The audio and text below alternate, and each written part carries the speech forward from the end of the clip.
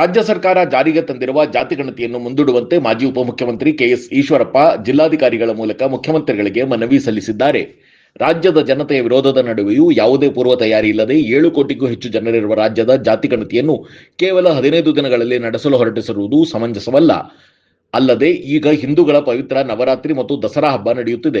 ಶಾಲಾ ಕಾಲೇಜುಗಳಿಗೆ ರಜೆ ಇರುವ ಕಾರಣ ಜನರು ಪ್ರವಾಸಿ ತಾಣಗಳಿಗೆ ತೆರಳುತ್ತಾರೆ. ಇಂತಹ ಸಮಯದಲ್ಲಿ ನಿಖರ ಸಮೀಕ್ಷೆ ನಡೆಸಲು ಸಾಧ್ಯವಿಲ್ಲ. ಆದ್ದರಿಂದ ಜಾತಿ ಗಣತಿಯನ್ನು ಮುಂದೂಡಿ ಎಂದು ಅವರು ಒತ್ತಾಯಿಸಿದರು. ಈ ಮನವಿ ಪತ್ರವನ್ನು ರಾಷ್ಟ್ರಭಕ್ತರ ಬಳಗದಿಂದ ಸಲ್ಲಿಸಲಾಗಿದೆ.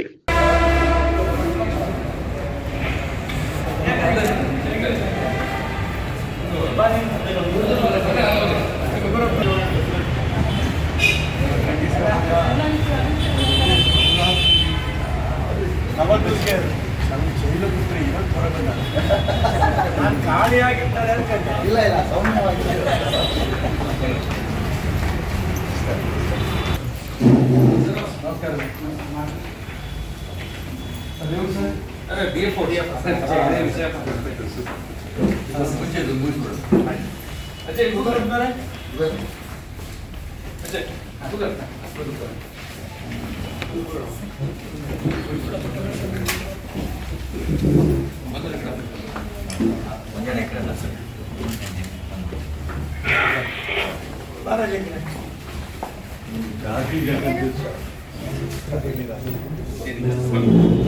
ಎರಡನೇದಾಗಲೇ ಇಡೀ ರಾಜ್ಯದಲ್ಲಿ ಸಚಿವ ಸಂಪುಟದಲ್ಲೂ ಕೂಡ ಗೊಂದಲಾಗಿದೆ.